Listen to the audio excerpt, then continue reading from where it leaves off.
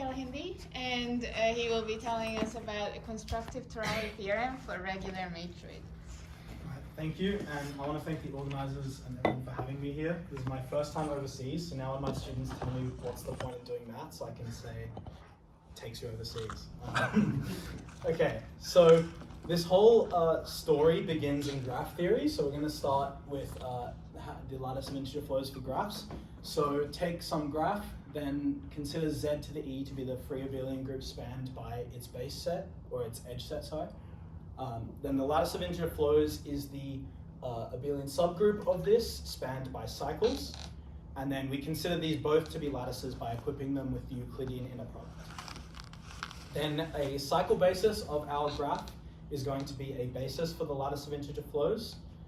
And then I mentioned this word Torelli theorem, so for some class of objects, the discrete Torelli theorem states that their lattices of integer flows are isomorphic if and only if the objects are, with the appropriate notion of lattice of integer flows and isomorphism. So this started in graph theory. So first, Watkins in 1990 and 1994 showed that graphs were two isomorphic if and only if their Laplacians were equal up to unimodular congruence.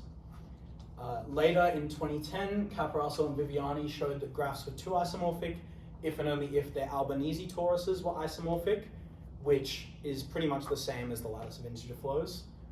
And then they also showed that compact tropical curves were tropically equivalent if and only if their Jacobian varieties were isomorphic. And now, the one that we care about the most, also shown in 2010 by Su and Wagner, they showed that the lattice of integer flows of two matroids were isomorphic if and only if the matroids were isomorphic after contracting coloops. So I'll state what the lattice of integer flows for a matroid is in a second, but first I just want to give some visualization. So for this graph, we have a cycle basis given by E1, E2, negative E5, and then E3, E4, E5. So that spans our lattice of integer flows. And then we have one more cycle given by E1, E2, E3, E4, and that is a linear combination of our other two. So is a point in the lattice as well, but is given by C1 plus C2. Okay, so given some regular matroid, it has a representing matrix M, then the lattice of integer flows is the kernel of M with integer coefficients. And this coincides with our definition for graphs by taking the signed incidence matrix, which always gives a representing matrix for a graphical matroid. And this makes sense because the kernel is going to be our dependent sets, or our minimal dependent sets, so these will be our circuits. Okay, so from here on out, we're going to assume there's no coloops in our matroids. That's the same as saying it has cogirth greater than or equal to 2, meaning the smallest co-circuit is of size 2. Then these matroids are isomorphic if and only if their lattices of integer flows are. This is what Su and Wagner proved, a slightly more specific version of it. And we provide a constructive theorem for recovering the matroid. We call this the constructive Torelli theorem. And the first step was strengthening Su and Wagner's theorem in the following sense. So we showed that any isomorphism of lattices of integer flows lifts to an isomorphism of the Euclidean lattices and thus induces an isomorphism on matroids. And so we're going to assume all matroids are of cogirth greater than or equal to 2, and this is the case if and only if our matroid can be oriented totally cyclically. Okay, so recovering the matroid comes down to a few things. We need to detect which elements in our lattice of integer flows are circuit elements. We need to find out what our base set of our matroid is, and we need to determine which elements in the base set are part of which circuits. And the key to doing this is through a polytope in the lattice called the Voronoi cell. And so the Voronoi cell is the set of points in space, so not just lattice points, but space itself, and that are closer to the origin than any other lattice point. So for our example earlier, we can find the Voronoi cell by taking the perpendicular bisectors of our circuit elements, and notice that also there's negative circuits taken by the negative oriented circuits, and taking the convex polygon inside of all those. So this automatically gives us part of our reconstruction. So I said we can create the Voronoi cell from our circuit vectors. We can also get the other way. If we look at the codimension 1 faces of our Voronoi cell, then the vectors that bisect, that are supported by that face, are going to be our circuit elements. So this automatically gives us one step of our reconstruction. But there's a bit more that can be said about this. So first, faces of the Voronoi cell form a poset under inclusion by dimension. So vertices are in edges if they participate in it, and so on. And orientations on our matroid and its submatroids, which are totally cyclic, form a poset with inclusion in the reverse order. So n prime is in n, if and only if n is a submatroid of n prime, and the orientation is that when you restrict to the submatroid, they coincide. And so originally shown by Amini for graphs and strengthened to matroids by Dansha and Lim, these two posets are isomorphic as graded posets. And so that means each of their dimensions coincide, and this is going to be the key to reconstructing our matroid. So the key example I mentioned earlier, codimension 1 faces correspond to circuits, but also edges in our Voronoi cell correspond to maximal totally cyclic submatroids of the matroid. So that's the same as matroids that are cogirth greater than or equal to 2, and so we're going to use this second step to reconstruct our base set. Just some notation. The parallel faces in our Voronoi cell are the same orientations, same matroid with different orientations. So remember earlier with the Voronoi cell I said the negative circuit vectors were the parallel faces. So we're just going to consider the equivalence class of faces parallel to any face. And also f sub a is going to be the matroid m minus a, provided it's totally cyclically orientable. Okay, so let's take a matroid of cogirth greater than or equal to 3. So smallest co-circuit's 3. Then m minus e is going to be cogirth greater than or equal to 2 for every single element in our base set. So the reconstruction here follows quite easily because the edges in our base set are going to be in correspondence with the faces corresponding to that strongly orientable submatroid. So we get our base set through this correspondence by looking at the edges in the Voronoi cell, and then we get our circuits, as I mentioned before, by looking at the codimension 1 faces. And so the final question is which elements are in which circuit. That's given by the poset ordering. So an element is in a circuit if and only if no member of the parallel class of edges is in the parallel class of faces. So that's the complete reconstruction in the case it's cogirth greater than or equal to 3. So what about cogirth greater than or equal to 2? Well, the final two steps remain the same, but the first one is not necessarily the same because our matroids m minus s that are totally cyclically orientable might be have s bigger than just one element, like they did here. So the key to reconstruction is figuring out what these s's are going to be. Okay, and the key, or sorry, not the key, what they end up being is the equivalence classes we call two-cut blocks. So these are equivalence classes of the relation E is equivalent to F if and only if E equals F or EF is a co-circuit. So this comes from graph theory. So think two cuts in a graph and you're taking equivalence relations of those. So for example, for this graph, if we look at the brown edges, cutting those two is going to give us a two-cut, and you can check that cutting them and any others won't. Same with the green ones, taking any two of those is going to be a two-cut in our graph. The blue and purple ones, because their vertices have degree 3, they're not going to participate in any two cuts, so they are their own equivalence class. And then finally this red one, if we chop the top one and then any of these three down here, it'll be a 2-cut, and similarly if you cut any of these two, it's also a 2-cut. And again, you check it's not the rest of it. So we have 5 2-cut blocks given by size 2, 1, 4, 1, and 3. And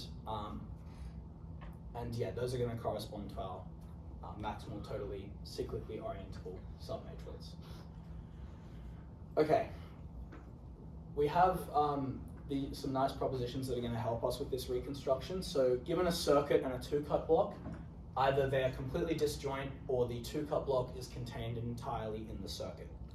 So this means that we can write our circuits as a disjoint union of 2-cut blocks. And one other thing we show is that if M minus S is a maximal submatroid of M with cogirth greater than or equal to 2, so totally cyclically orientable, this is the case if and only if S is a 2-cut block. So this is just saying precisely what I mentioned earlier, that our what we want to find is these 2-cut blocks.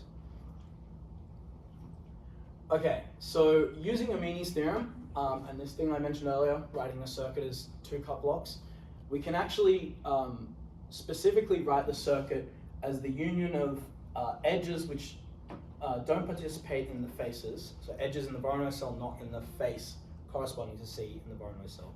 And it's going to be the union of the 2-cut blocks that are part of that circuit. So we need to somehow determine the sizes of these 2-cut blocks given the sizes of our circuits. Thank you. Okay. So that can be done using the inner product that is on our lattice, but we need to be a bit clever with how we choose our circuit basis. So given some circuits and their corresponding faces, we have a few options. Either those circuits are compatibly oriented, which is the case if and only if the faces intersect. Either they're oppositely compatibly oriented, which is the case if and only if the face corresponding to Ci and the one opposite to Cj intersect, or neither of these happen. And that's the case if and only if the 4 faces corresponding to Ci and Cj are pairwise disjoint. So we want ones of the first two types. And so how can we do this? Using Amini's theorem, we know that vertices correspond to totally cyclic orientations of the entire matroid. And so we, picking some vertex and looking at all the codimension 1 faces that intersect at that vertex will give us a basis of the form of the first two.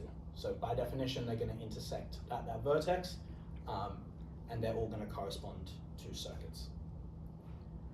Okay, so for a cogirth 2 matroid, the reconstruction is as follows. So we're first going to choose a compatibly oriented basis, like I just mentioned.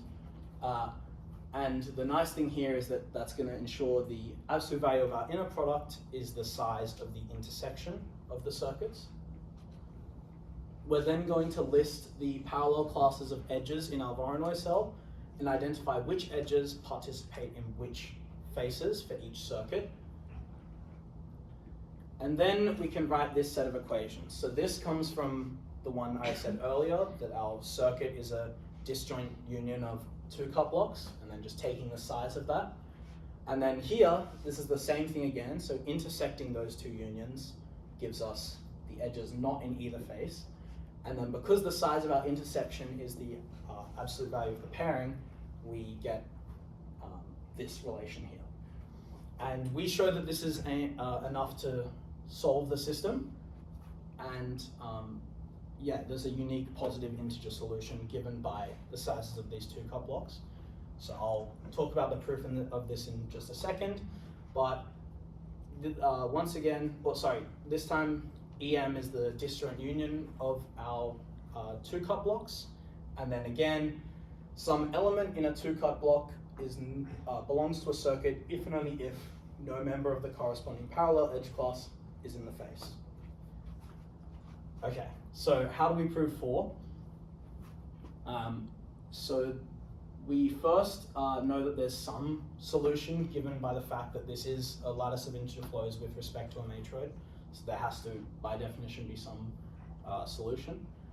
We then suppose there exists another matroid n with another solution.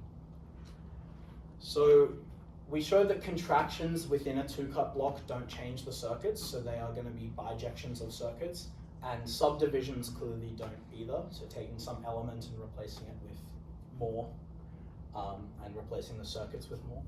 So these operations don't change our circuits, they lead to a bijection, and so applying these over and over again until these integer solutions match, because this is going to reduce the size of our two-cut block and this will increase it.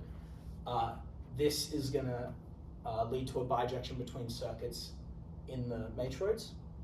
And as I mentioned way back, circuits in correspondence is going to give us an isomorphism of the lattice of integer flows, and we show that this lifts to an isomorphism of the Euclidean lattices and induces a matroid isomorphism. So these are isomorphic and the integer solution must be unique. So we do the full reconstruction in our paper, but given some Voronoi cell, you can find its pairing matrix as well. And then we do a full reconstruction back to what ends up being a graphical matroid, and this is the graph with the orientation that gives us, the pairing matrix on the left. Do I have a bit more time, or? Yeah. Maybe 1 or 2 more minutes. Okay, I'll quickly talk about this proof then, how we lift these isomorphisms. So this very much follows by what Joshua Green did for the graph theoretic case. So pretty much everything follows directly, except for the fact that he requires a positive circuit basis, which the construction he uses for graphs requires vertices. We don't have vertices. So we show that a matroid of cogrowth greater than or equal to 2 can be oriented totally cyclically and oriented such that it emits a positive circuit basis. I want to thank Leo and his expertise in oriented matroid theory. That helped us prove this. So once we have that, Joshua Green's construction lets us lift automorphisms. And then once we can lift automorphisms, it's just like diagram chasing. So by Su and Wagner's theorem, there exists some isomorphism up here.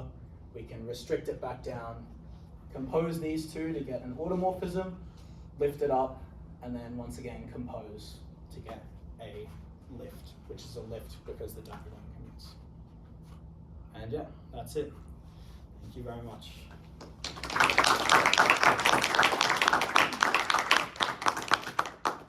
Any questions for Alec?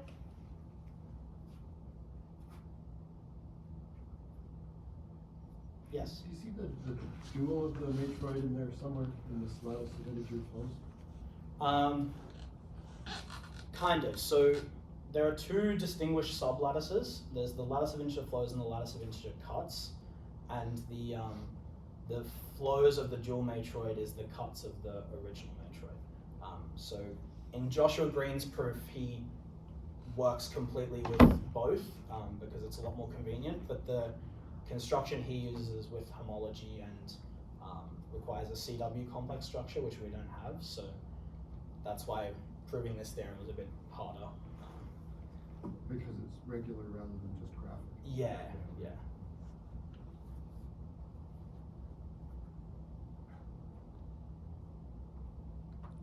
If no other questions, then let's thank Alec again.